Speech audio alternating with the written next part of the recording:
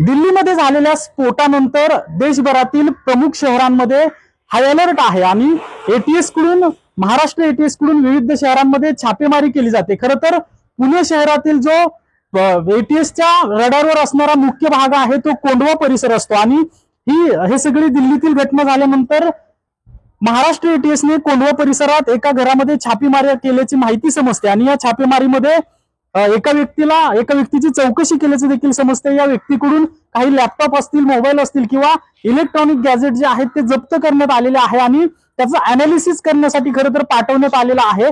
ज्या व्यक्तीची यामध्ये चौकशी झालेली आहे तो व्यक्ती जुबेर हंगरेकरच्या संपर्कात असल्याची देखील माहिती समजते। त्यामुळे एटीएस कडून या व्यक्तीची तपासणी सुरू आहे। खरं तर त्या व्यक्तीला ताब्यात घेतलेलं नसलं तरी त्याच्याकडच्या वस्तू आणि काही कागदपत्र ताब्यात घेतल्याची माहिती समजते। त्यामुळे पूर्ण देशभरात हा हाय अलर्ट असताना एटीएस कडून मुंबईच्या काही भागामध्ये आणि पुण्याच्या काही भागामध्ये छापेमारी करून संशयितांची चौकशी करण्यात येते आणि कोणता घातपात करण्याच्या चौकशीमध्ये किंवा ही जे एटीएस कडून ज्यांची चौकशी करण्यात येते त्यांचा कोणता घातपात करण्याचा काही हेतू आहे का याची देखील चौकशी करण्यात येते। त्यामुळे अद्याप देखील या व्यक्तीला ताब्यात घेतलं नसलं तरी त्याच्याकडून इलेक्ट्रॉनिक गॅजेट जे आहेत ते ताब्यात घेतलेले आहेत। त्याचे अनालिसिस केल्यानंतर हा व्यक्ती जो आहे तो कोणत्या कटात सहभागी होता का किंवा कोणत्या घातपात करण्याच्या कृत्यामध्ये हा व्यक्ती सहभागी होता का असं देखील एटीएस कडून तपासणी सुरू आहे। मात्र गेल्या 2 महिन्यात एटीएस कडून जवळपास 3 ते 4 वेळा कोंढवा परिसरात ही कारवाई करण्यात आलेली आहे आणि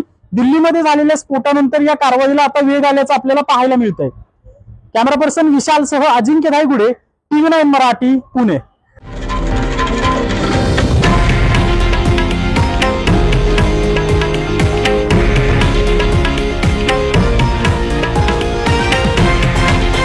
हे आहे देशातील नंबर 1 न्यूज नेटवर्क आणि आपण पाहत आहात TV9 मराठी, एकमेव।